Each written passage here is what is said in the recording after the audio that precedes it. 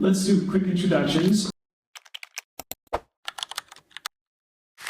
I'm going to start really with Tom. Tom, tell us, just give us a quick 30-second on what you do, what you're focusing on. And then, just to make this personal, tell us what your favorite chocolate-related candy is. Oh, chocolate-related candy. Could be because you are. For missing the planning. Exactly. Well, none of them heard this question, so it's personal. It's relatable to all of us, especially me. So go ahead. Okay.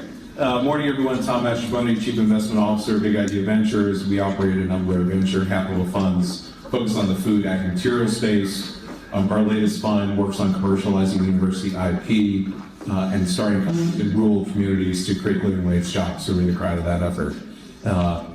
Been in the food industry since 2017, where I started working for Tyson Foods, running their corporate venture team. Did that for a couple of years, and prior to that, did a lot of stuff that doesn't really matter anymore.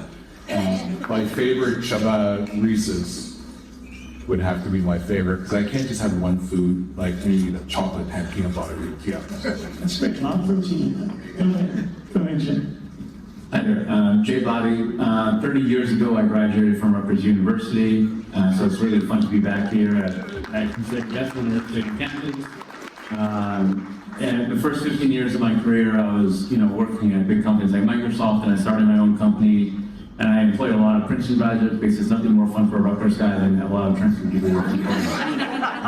And then for the past 15 years, I've been in the venture space, investing heavily in the food category, and invested in over 50 plus food companies.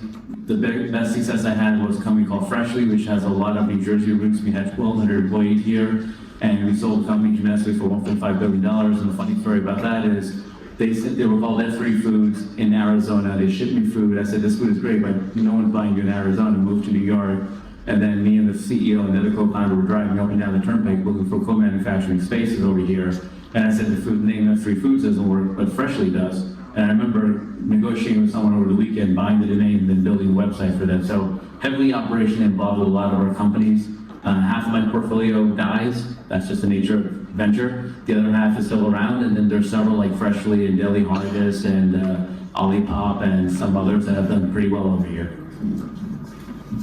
Hello? Chocolate balls. Kit Kat, what else? That's a very good choice. Safe. As you know, the Reese's is. And then also Hershey's Kisses. Okay, all right. We'll take two. I'll eat both. Hi everyone, I'm Robert. I'm with a group called Plug and Play. So Plug and Play is actually a pretty broad generalist investor, but I oversee what's called our Sustainable Future Group. So we are working across AgTech, animal health, food and beverage, and regional packaging sustainability, relatively similar. Plug and Play is three things, right? We're an early stage investor, one of the most active early stage investors in the world. We do about 250 deals every year. Not only in food and bev, again, it's very agnostic. We're also a corporate innovation platform. We work with about 600 large corporations, companies across the entire kind of agri-food value chain, particularly from the growers out west to Pepsi, Mars, Coca-Cola, etc. A lot of your flavor fragrance houses, ingredients manufacturers to Walmarts and Costco in the world. So really that entire value chain. And we try to drive kind of pull through, essentially help those large corporates work with innovative technologies and try to bring products to market faster. And the last thing we do is we run accelerator programs, which are equity-free and industry-themed. So we work with the corporations to identify the top areas and work with them to really build the cohort. We do that twice a year across the 25 industry verticals. We're also present in about 70 locations in 25 countries, so it's line volume. Myself, mostly worked in the biotech space earlier in my career. I've now been on the venture side, been part of two startups. One kind of failed. Had some love for Plug and Play. The second had much more success, got an IPO in South Korea, and then worked at like a large food company out of South Korea called CJ at the headquarters, and since time Novo Nordisk as well. So I've been at Plug and Play about 3.5 years now, kind of driving all our innovation and activities across those 5 issues. Chocolate. I was gonna say Reese's. It is technically my favorite, but it did remind me. I don't know if you guys have had chocolate licorice before, but that was a big. Yeah, exactly. So a big part of my childhood with my dad on my road trips, that was always a thing. So I'm changing my answer. I just remembered I'm an investor in Wake Chocolate, which has caffeine in it, so that's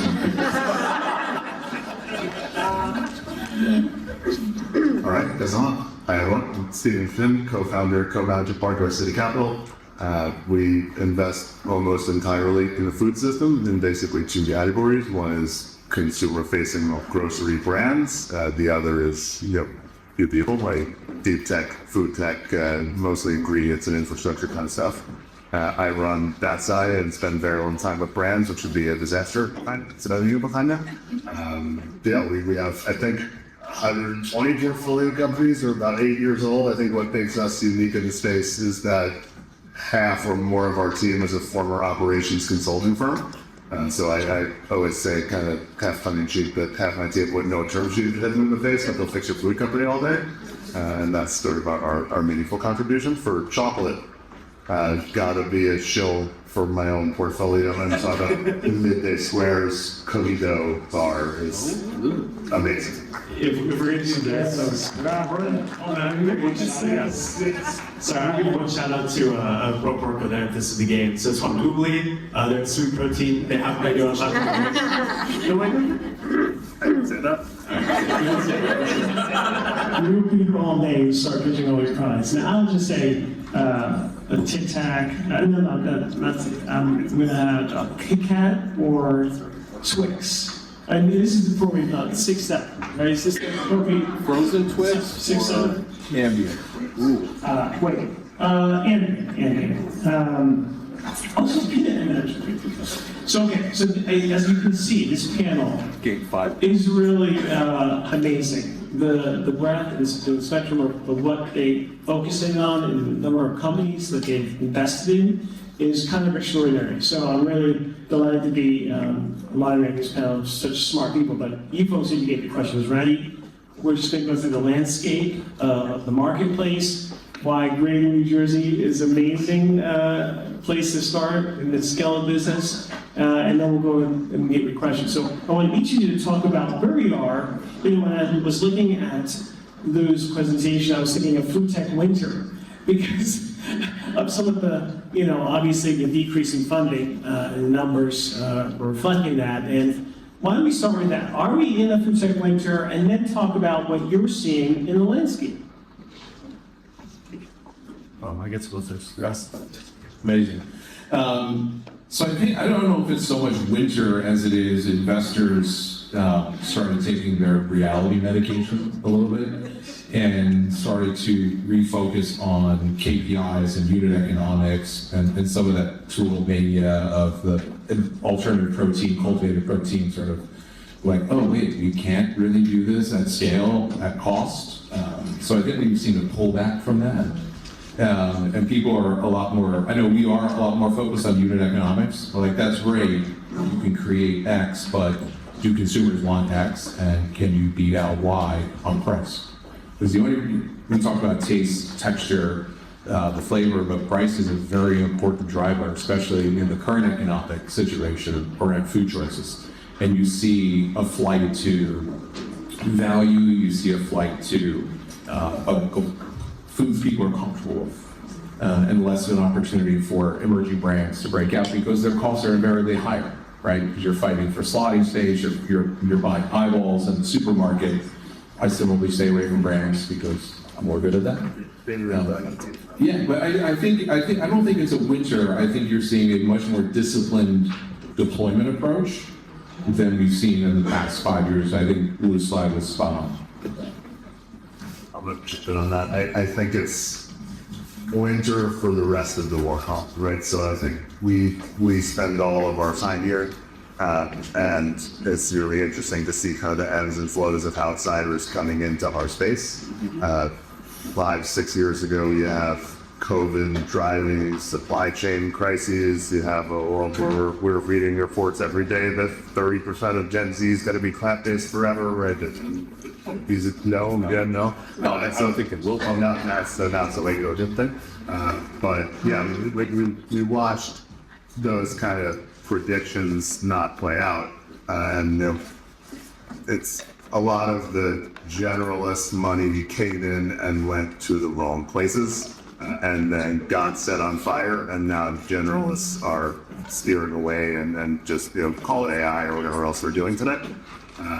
A lot of the reason for that was that the companies that are working on the wrong things are working on the wrong things in the biggest markets.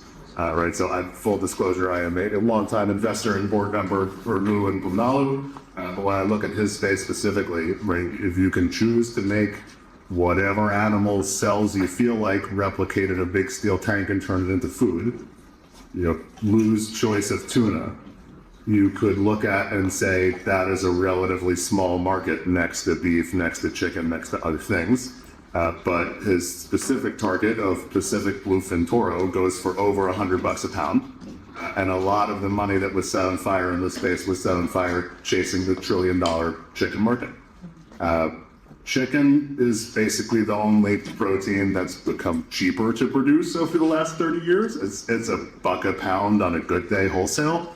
That means in a world with no infrastructure in place where all of these companies basically have to do everything themselves, that the chicken company needs to put 130 times as much steel in the ground to do their first 10 million in sales, and probably with negative margin, right? So that I understand the desire to save the world. I think many people who started chicken companies should have started nonprofits instead. I think that would have been more likely to actually impact the world with the money they raised instead of creating the food tech winter. One last thing. One of the interesting, when I got into food investing back in 2013, like our thesis was like, hey, more and more food is going to be sold over the internet, and we were right about that, and we were lucky to catch the wave with investments in Daily Harvest, in Freshly, in Chef's Plate, which was like Blue Apron Canada, a really good exit on over here. Pet Plate, for example, as well too, dog food. And then what happened is when you have the zero interest rate phenomenon, and then people saying, hey, food is now internet enabled, so now you should have internet type of multiples, you started having the West Coast VCs come in and pour a ton of capital in there. I'll give you two personal stories where I was just, I'm actually happy about this environment, by the way, because I'll say, for example, you're going to deal with investors now who are actually people who know the space, who can tell you how to properly capitalize your business. Like, Steve and I are looking at your portfolio. We're investors in like 5 seminal companies, from like Jesse and Ben's to like Tea Drops and Super Coffee. I'm like, oh, we're pretty much your friends. But like, you actually get people who know the space. But what happened is when you had a lot of the West Coast VCs come in who wanted VC type of multiples, like a software or a Google type of exit, one deal we were working on, we were negotiating like a $5 million round or a $5 million raise on a $20 million valuation. Tiger Global comes in and says, you know what, we'll give you $80 million pre. I'm like, what the world? Like, it was almost insanity. And then another situation where I was an early investor in a consumer play, they raised a bunch of money from the West Coast VCs, and I begged them not to take that money because I'm like, look, there's a lot of money they're giving you. I think you're smiling, but I know what they're going to do. They're going to have the lead seat on the board. They're going to drive you to grow at an unstable rate that these types of businesses can't grow at. And guess what? They pretty much had to file for Chapter 7 like 2 years later, and they were profitable to do that investment. So I'm actually happy that we got some of that nature out of here, and you're actually getting real investors that know what they're doing and can guide the right way, and you're not getting a lot of that, tool with me. Yeah, I'll just add, I think we saw the exact same thing sort of happen in AgTech from about 2017 on. So we follow kind of the similar curves. I think what's unique these days is we're seeing this great cohort of new founders kind of coming in from this kind of FoodTech 1.0 into FoodTech 2.0. And I think that's like also the benefit of the generous pouring out and the reality setting in and valuations becoming much more realistic, is we're seeing these founders who've like gone through that, learned how to scale kind of in a almost like a free money kind of market, and now they're coming but then they quickly hit the reality. They've learned all of those lessons, and now they're coming into this with a much better perspective. I think everyone's kind of reset where we are today. So I think it's really promising actually now. That's a great point. And I think also, as opposed to 5-6 years ago, we now have more of the ecosystem, more infrastructure, even solve a narrower problem because there's potentially a customer base out there or buy it. And Siddhi has what we call our do one thing policy. That's been really hard to do for a long time. And now I think we're in a place where we're able to really buckle down and do the one thing that differentiates them and still in business. I think one thing I'll add over here, the infrastructure is really fixed. What we talked about here, we can have an incubation lab, but studio and stuff like that. a lot of the people that are investing in the food space are always coming at it like, hey, what value do I add to entrepreneurs beyond just giving them capital over here? So there's a lot of venture people I work with who are like, hey, these guys really know how to get into retail. They could get me into like 20,000 stores of a quick search, for example, and great, I'm gonna work with you over here. One of the things we did on our end is like, we were so in the digital world that we got really good at it, and I came from the digital world. I sold companies for the digital world before, so we created a division called Red Krypton, which is something with fancy for them. You know, that basically did nothing but like help our portfolio companies that for you invest, saying, okay, let's make sure you're running all your Meta and Google ads right, you're doing all your email systems right, all the e-commerce is set up perfectly. And so one thing you're gonna find is, and if you guys are all gonna look for capital sometime, just don't look for capital saying like, hey, what is your strength over here? Like, what is the thing that you bring to the table that is interesting beyond capital? Do you have connections to everyone in the industry? Do you have connections to getting into retail? Do you have digital expertise that can help me amplify my consumer base over here? So that is becoming, you know, important, but the nice thing is the community venture investors in the space are doing those things over here today. Yeah, and I'll just add that the infrastructure has come so far, the ecosystem has come so far, and the entrance of plug and play into the state and region has been a real boost for everyone. But that funnel and that sort of that sort of reputation acceleration area is really important. Also, there's SOSV that's been around for a while. So 10 years ago, none of this. I mean, essentially zero, right? It was obviously big incubation center here at Rutgers, but the amount of investors, the amount of talent, the silver lining sort of COVID, right? The influx of even more talent to the state, and then all these entrepreneur and innovation support programs and the EDA has really created just such a robust community and innovation ecosystem that also still sensitivity of food tech area. So we're really lucky. So just want to give that context. So as far as you know, New Jersey, right? As far as how do you see this greater New Jersey, this greater region area as far as related to food tech? I mean, I think what we've seen is good momentum, but tell us where we're going. You know, what do we still need to do to keep this, you know, this momentum and traction going? I'll begin over here. I mean, I did a TEDx talk, and someone reminded me of that this morning many years ago, and I talked about like what we need to do to bring innovation back to New Jersey. And then a year afterwards, when Governor Murphy got elected, I had the privilege of serving as chair on his transition team for innovation and venture. And you know, hats off to Governor Murphy. He did a tremendous job of pushing innovation in New Jersey for younger companies over here. Historically, government is very focused on the bigger companies out there, but the EDA, Governor Murphy, a lot of his initiatives with the Evergreen program, the venture program, stuff like that, you know, he's really done a great job of setting up a great foundation for the future for New Jersey. And I personally very much feel, if you're in the food, supplement, you know, category, New Jersey is one of the top 3 places in the country to be. And it's what I say, if you drop a pin on Rutgers University and go around 100 miles, that's a great place right here, whether it's New York City, here, PA, you know, you are in a great environment, because the only other places I would build a food company would be Austin, and I have a lot of investments in Austin because that is the CPG capital of the world. One of my partners down there was an early member of Whole Foods, and we work very closely on companies down there. Another one would be California, LA, Southern California would be a great place over here as well too. But these are my 3 hotspots over here, and you are in one of the 3 hotspots in the greatest country in the world to build a company. So I think New Jersey has a very bright future in this category. Yeah, I look at it slightly differently. We use something like internally in our team. There's like the Global Innovation Index, if you're familiar. We kind of took this model and said, okay, where are there large kind of corporate clusters, where are there startups being developed, and then where are there really smart people, you know, driving R&D and technology through universities, which with a great food science programs and things like that. So the areas we kind of saw pop up as like on our like heat map that we created were Chicago, New Jersey, Texas broadly, so Austin or even Houston, and then California. So just from the United States perspective. And so when we go into a new territory, that's what we're kind of looking for, right? Where are ecosystems very strongly in those 3 kind of areas, or where are they missing something where plug and play can bring something novel to that?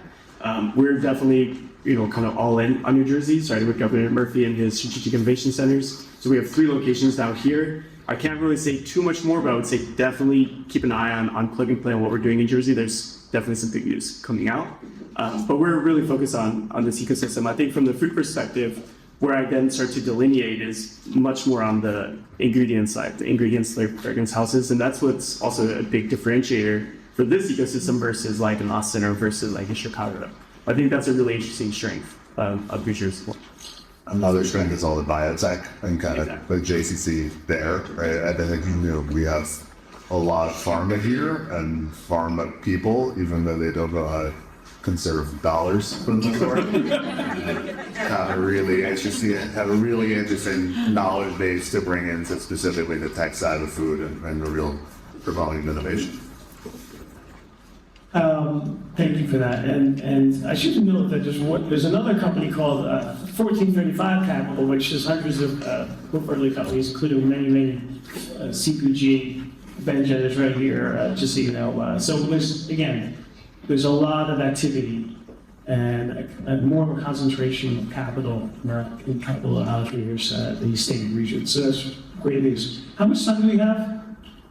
You got another 10 minutes. 10 minutes, okay. I will open up to questions. So just tell us what your biggest hit or biggest swing has been as far as investments in food tech, and then we'll go to questions, because I want to get your questions in as soon as possible so you can get the answers to them. So go ahead.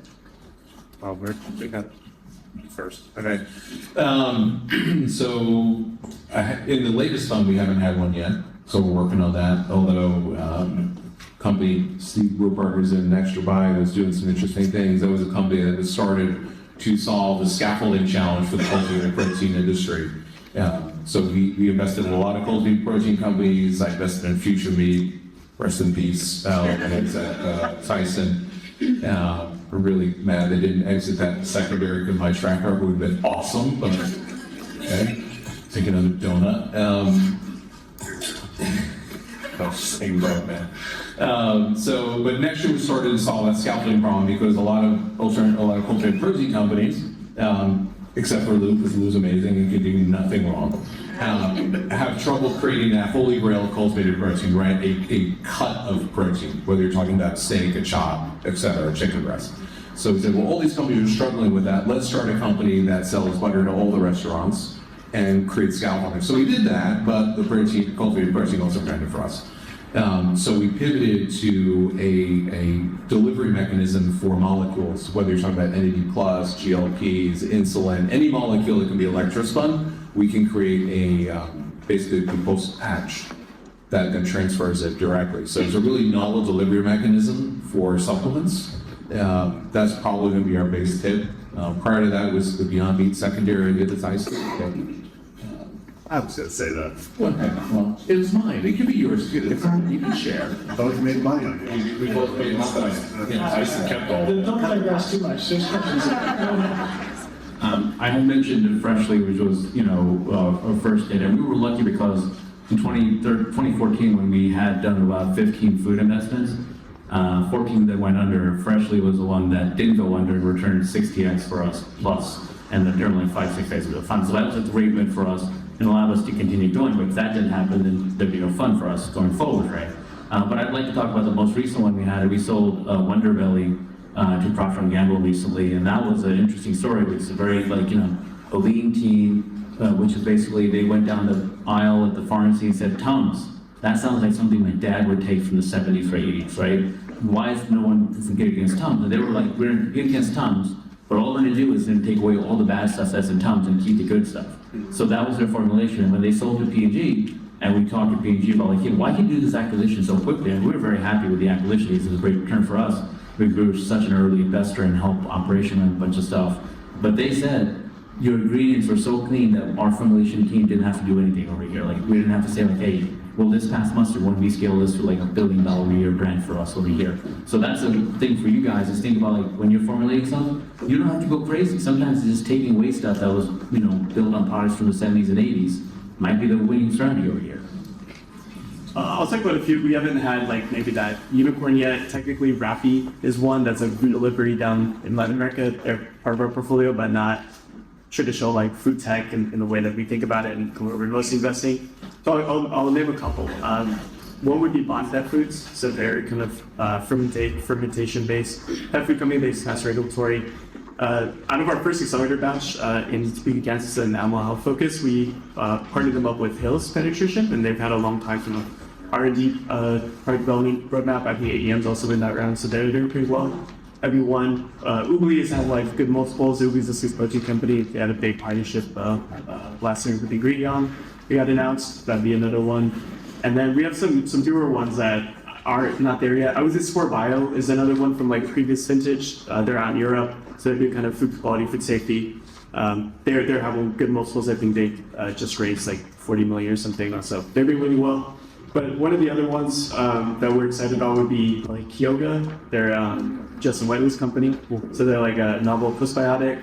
That one's hopefully coming to market soon. They're going to have some clinical information coming out shortly. But that's one we're really big on. And the other one would be Nelazyme, which is the founders of CTO of Perfect Day. So they raised almost $1 billion. It was like 800 million or something. So if we're banking on founders who have like shown that they can scale technology companies, like that's kind of the space that we're in because we're such early stage investors. We're not really going off of a lot of market traction things. It would be those kind of companies. So founders who've kind of been there, done that, and again are in this kind of like second wave. So those are some of those are really excited. Thank you, Steve. We also got out of Beyond Meat Alive. Yes, all the day long. Yeah. Pretty good. Old now for this guy, Blue Olive. No pressure. No pressure though. Another one in our portfolio that's doing really well and successfully both raising money and being commercial is a company called Plantable Foods in San Diego and mostly West Texas, where they have a big facility with a bunch of above ground lawn greenhouses growing duckweed to extract Rubisco protein. Wow, does this industry care about Rubisco protein, and we can deliver it functionally at scale and not green. All right. Thank you for this. All right, questions. Just why don't you just call it out, make it short and sweet, and they'll make their eggs very short and sweet. So go ahead. There's microphones being right, so if you can raise your hand quickly, we'll Right up here. Hey. Hi, first of all, thanks for your time. This was a great session to be in. For an early stage CPG food brand, we pay the better for you category, great margin structures and unit economics. We have great farmers small test velocity. So how would you think about the right moment to raise versus bootstrapping it for motive points? Where does that lie? I always say you raise when you have a clear demonstrated fire to pour fuel on, not to find the fire. Right, so if you know exactly what that use of funds is going to be and how it's going to grow because you're basically putting it into things that you've already proven at smaller scale, that's a story you should be able to tell the investors with the right margin profile. Yeah, one thing I find is like, if you raise on desperation, you're not doing fun. Right? Like that's just what it is. If you look at the investor point of view, I want to invest in something that the engine has started to work. And I'm putting fire on that gas on that engine, not fire. Like gas into that engine to keep drawing you over here. And a lot of people I invest in super early, when they go out for an A round, I told them, I say, you're not ready for the A round because you're just going to go for weeks and months and get no's. Let's get the right unit economics going. Let's get the right momentum going, and then go out. And then surprisingly, the raise becomes a lot easier. Okay, one more quick question. Let me step back. It's the small guy right there. Sorry. Good morning, gentlemen. Thanks for being here. This is a great panel. Dave Ashenbrand with Newmark. I'm hyper-focused on industrial assets that facilitate the storage and distribution of goods, specifically temperature-controlled facilities. The fever for the post-COVID development of cold storage nationally has cooled off, as you guys have talked about. How important is that to you guys as investment groups? Are you looking at supply chain brick and mortar? Is that part of the investment thesis? Obviously, earlier on, there's going to be more co-packing and third-party, but just generally your thoughts on the brick-and-mortar cold storage supply chain. I think, we were in a lot of we had a lot of companies that had to be frozen and like dry ice, for example, at Freshly Daily Harvest, Pet Plate, Chest Plate, a couple of others as well too. And we actually did look at the industrial side of it, and should we get involved in that on the investment level, and we looked at a couple of things. The reason we didn't do it is we didn't think, they could be great businesses, but we didn't think that we'd get a venture type of outcome out of it, like a multiple and exit that we would get there. So, and we were not experts in that space, right? So they're like, hey, we're getting an area we're not experts in, and we're not gonna get venture type of scale potentially. We'll stick to what we know best over here. Okay, that's it.